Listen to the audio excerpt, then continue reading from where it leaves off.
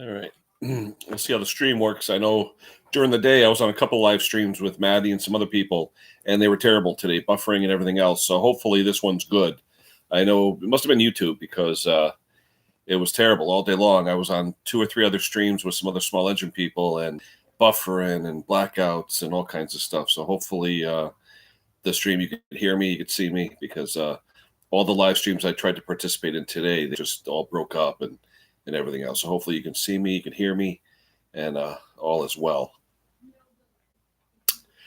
Anywho, Sunday, busy day today. Just got back from my daughter's hockey game. They won 5-2, so that's good. The mower from hell, I did a 4-set video this morning on a 4-part video on mower neglect.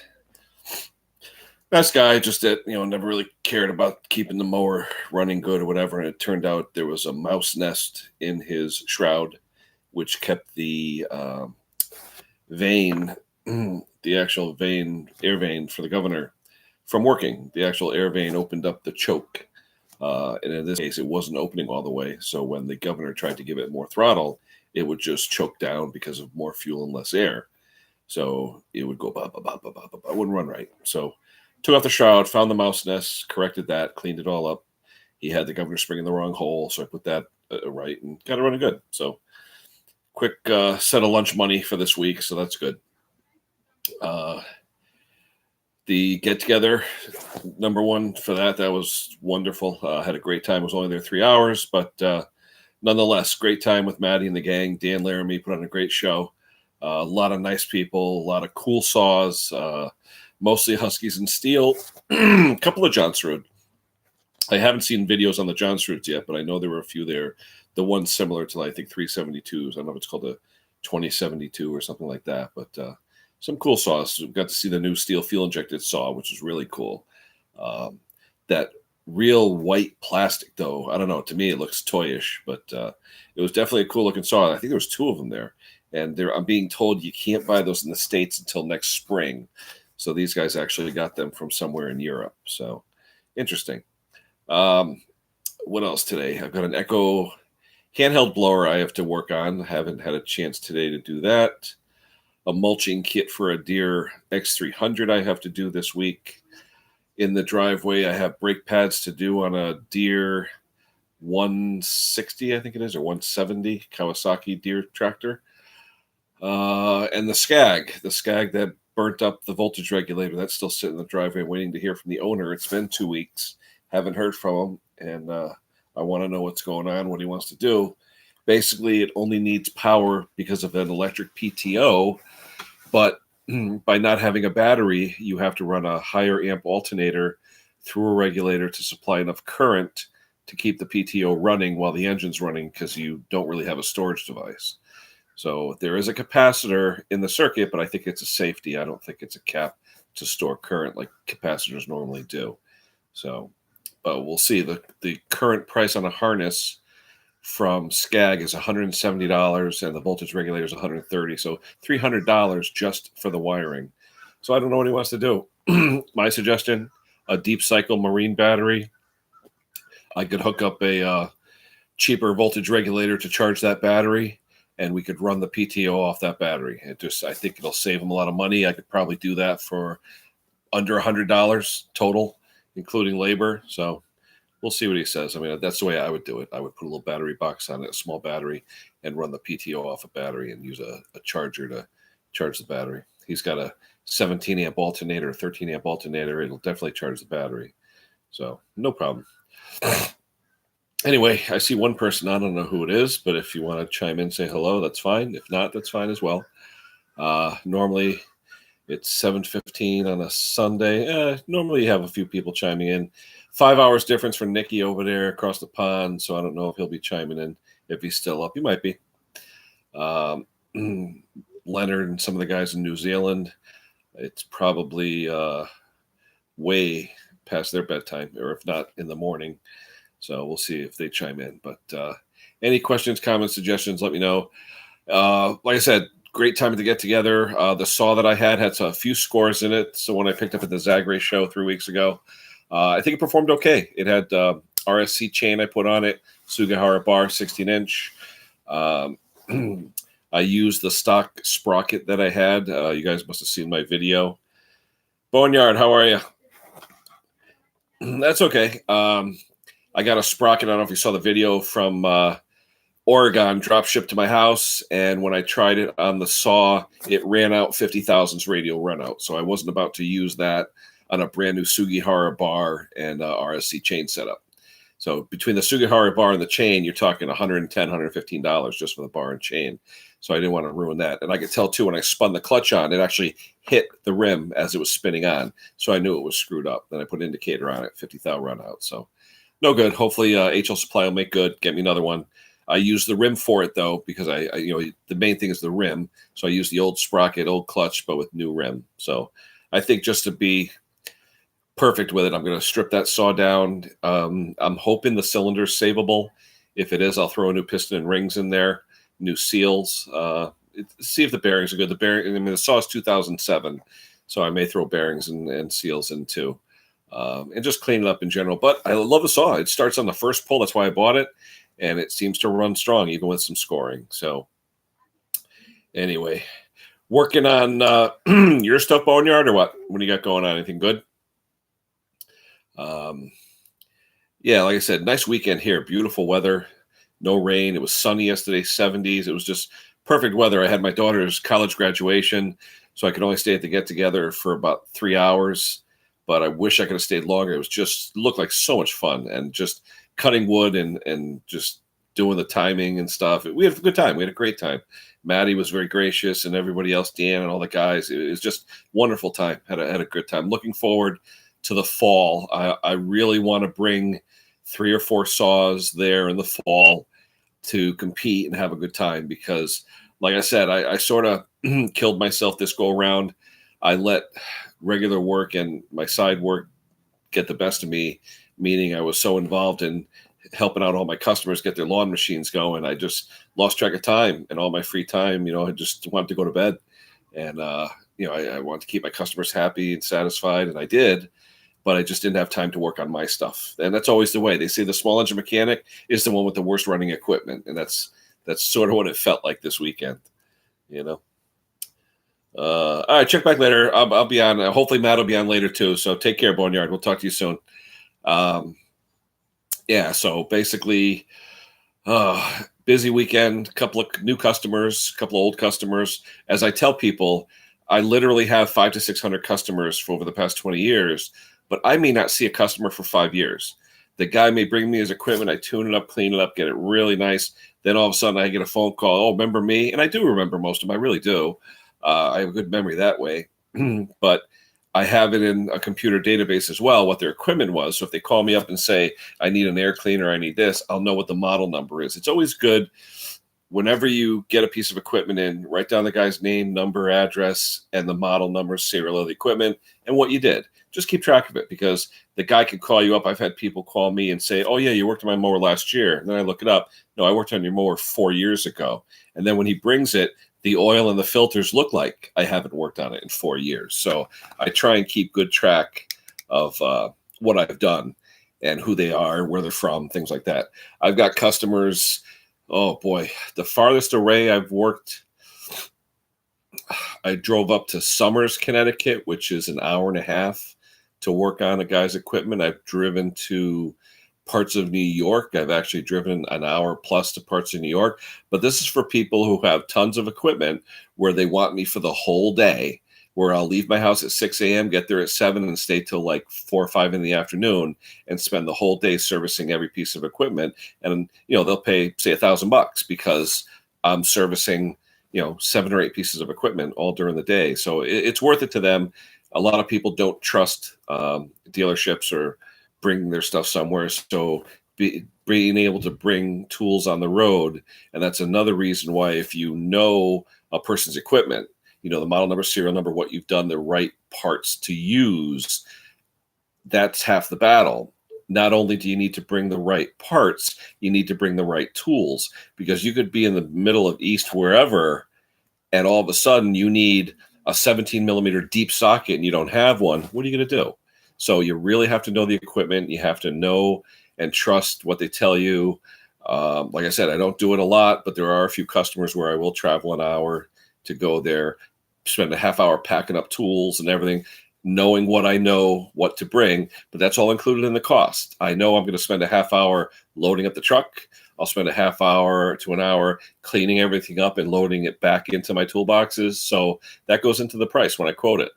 And I tell them, look, this is the price. This is what I'm going to do for you.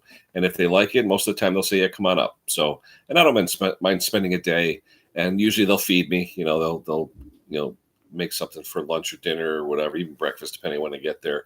So that's always good. And like I said, those are nice jobs because most of the time it's higher end equipment.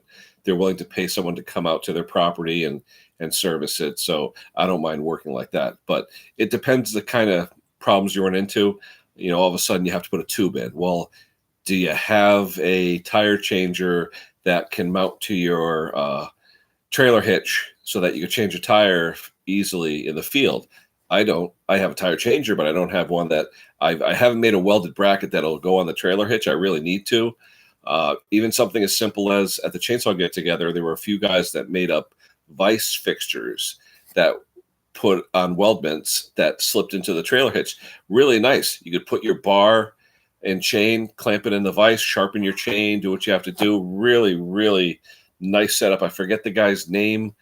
Maddie can chime in and tell me who he was. The big guy who was telling me to stir the stew or something the other night. But he had a beautiful truck with a bunch of steels in it, and he had a nice Wilton vise setup that slipped into his trailer hitch. So that was pretty cool. I do want to give a shout out to the one guy, if he's even watching or if anybody knows him. He was wearing a Milwaukee shirt at the get together. Real nice guy. He had a 346, and I think he had a 372 as well. He was racing Maddie a couple of times. Super nice guy. I'd love to know who he is, get to know the guy, because just really cool guy, cool saw, just nice, great attitude, and just we had some fun. We really did. I'd love to know who he is. Met some people there. I probably met 10 or 15 people. There was more pulling in when I left. So I'm sure the get together was a wonderful success. I believe Maddie went back after. And I think in the fall, I may do what Maddie does, meaning I'll drive down the night before, have dinner with the guys, chow down and pal around with the bonfire and just, get to know them and have a good time. Because I tell you, you meet the best people talking chainsaws. You really do. I mean, fun people. I love talking tech and everyone. I mean, like I said, I'm not a chain guy like Maddie says. I don't do chain. I mean, I know what it is, but sometimes the lingo and stuff, I know how to sharpen a chain. I know how to service chainsaws, all that. But some of the lingo evades me. I'm trying to learn all of it. I mean, I've been working on chainsaws for years, but as far as getting into it like Maddie and those guys do with timing and porting and all that, haven't really gotten there yet. I've bought some of the tools. I bought timing wheels and things like that, but I really haven't got into the porting yet. I have some cylinders I can play with, but at this point, it's just, put something together and make sure it's running and it's safe. It runs good and it's safe, and we'll get going. But it's just, I think I've got the chainsaw bug now. Just meeting people and seeing what some of these big saws that are hyped up can do. It's amazing when you hear, Maddie start his as is 372 saw and that thing barks. He let me run it one time. Oh my God, it was unbelievable. It's like having a cannon in your hand, the power, the noise. It's like anyone who rides motorcycles. I ride a Harley, and when you go from, say, a Honda to a Harley, there's no comparison. It's like stepping onto a thunder and lightning bolt, just bam, and the noise and the power. It's the funnest feeling. And the same thing with chainsaws. You get one that's modded and cuts really well, it performs really well. It makes a difference. One of the guys yesterday, the one with the 346 XP, the guy with the Milwaukee shirt, he had his RPMs set for about 15,000 according to my tack. I think 14.7 is what they show as max on the coil, but his went to 15,000, and I tell you, it screamed. He had an 8-pin rim sprocket in there, and that thing screamed. So something I definitely like to try out. I have another new chain for it. I may try to buy an 8-pin rim and see how that works. But my saw was bogging a little bit toward the end. I don't know why. I mean, maybe it was starving for fuel. I don't know. I tried to tune up the RPMs a little bit by leaning it a little, and it wasn't really taking. So maybe there's dirt in the carb or something. Who knows? But something to play with, something to try. But again, a lot of fun. I'd love to see if I can get a get together going on in my neck of the woods here. Basically 70 miles or so from Dan's in Norwich. I'm in Trumbull, so it's like the Bridgeport area. It would be fun to do something local here. I would have to find someone who has access to logs. I have a friend who has the equipment, like a mini excavator to hold the logs and things like that. But I would need to find someone that has logs that would, be willing to host the event. I was thinking the local agri-science school in town, Trumbull High School has an agri-science department. I would wonder if they would be willing to host an event like that. And who knows, maybe I can get one of the power equipment dealers in the area to host an event. It would really be fun. We've got the hiccups, sorry. Anyhow, I don't see anybody else on right now. Hopefully someone else will chime in. It looks like YouTube's working good now. It looks like the streaming is good. The video is good. The audio is good. So hopefully everything is good. I know the 4 or 5 streams I was on earlier today were terrible. The buffering was bad. The quality was bad. So hopefully it's better now. All right. What else can we talk about today? What's coming up for the week? Like I said, that deer mower, he's having a deck problem with that. I have to check out. But the first thing is getting him brakes. I do have the brake pads. I showed you guys that this morning. I'm going to put those brake pads on, get that so it's safe. He almost ran off into the street. So he wants brakes, and I don't blame him. I've got a generator tomorrow, a Generac 10,000 watt generator someone wants me to fix. I believe it's just old gas in the tank. They need drained out and removed, carburetor cleaned and tuned up. Some people were calling me about Puch mopeds. I don't mind working on mopeds and ATVs and things like that, but that's fill-in work. I want my regular customers to be satisfied first. Something like working on a moped or an ATV or a quad or something.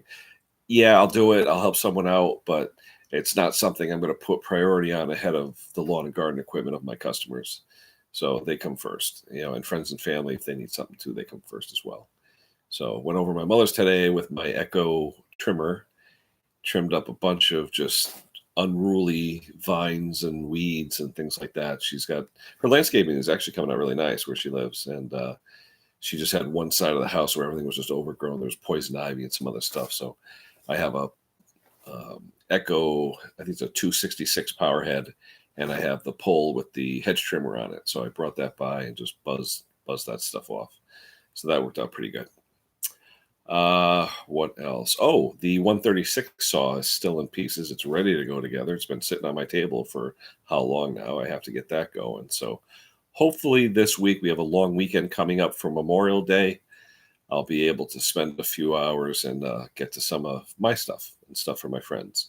So I like helping out my friends, and I really want to get some of the stuff that's been laying around the shop done. I have a one of those like a DR style weed trimmer, a walk behind one though, where it's actually walk behind with a 7-horse engine on it.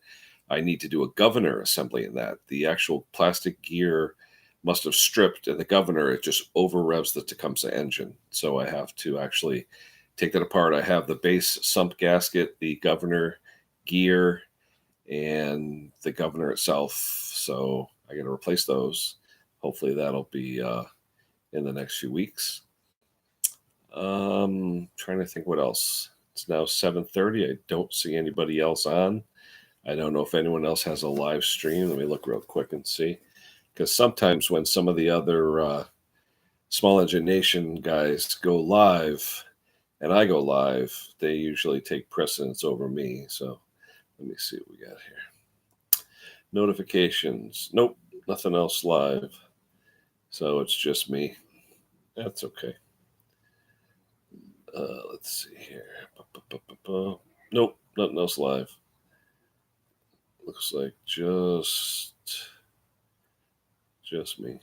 Anyway, if there's anything you guys want to see, like, subscribe, comment. I think it was it Jesse or Nikki? Somebody was talking about hedge trimmers and sharpening the blades. couple of ways I do it.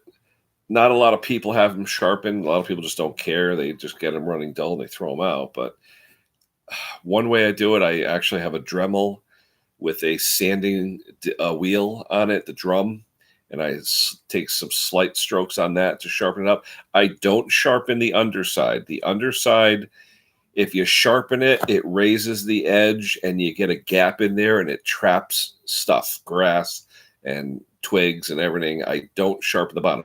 I stone the bottom flat. I have a long stone I use. I stone the bottom flat. So when I'm sharpening the top edge, if this is the edge and I'm sharpening it, say I take 3 strokes with the sanding drum. I'll do that on all of them. Take the same amount of strokes on every tooth.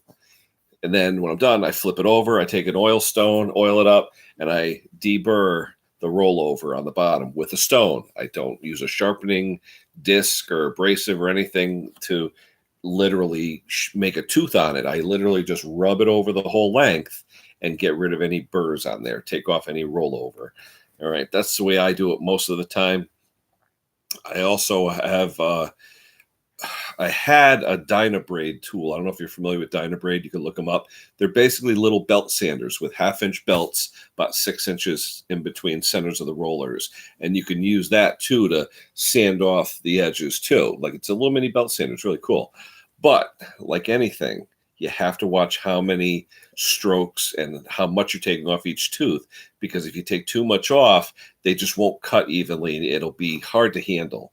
So like I said, I prefer using like a Dremel tool with a drum sander on it. I'll go once, twice, 3 times, do that to each tooth, make sure they're sharp, flip it, stone them to get the burr off, do both upper and lower, try it out, see how it's cutting, and that's what I do. I probably do, I don't know, 2 or 3 of those a year. Most of them are electric trimmers, not even gas powered. People will bring me their old Black & Decker or whatever trimmers they have. I have an electric Black & Decker too that I love using. It's electric, but it's so light. The thing must weigh 2 pounds. And I'll get an extension cord and, I'll use that. I really like the cordless trimmers. The smaller ones, maybe a 14, 15-inch bar on it. For cordless, I'm thinking about buying one of those just for convenience. My Echo Pole pruner, the 266 engine, and that saw, it's heavy. I mean, when you're lifting that thing for an hour or 2 at a time, trimming trees, holding it up, it really, your shoulders are hurting, your arms are hurting. So I think the battery powered trimmers, I really like them. And I'm really starting to get into servicing some of those electric tools, the ones at Home Depot and Lowe's sell. The weed eaters work great. I mean, they spin at 13,000 plus RPM. People still have the same issues. How do I put string in it and all that stuff? So I like the cordless tools. I would probably stick with a name brand like a Milwaukee. I have a lot of Milwaukee tools, Makita tools. I would probably stick with one of those if I was going to do a cordless hedge trimmer.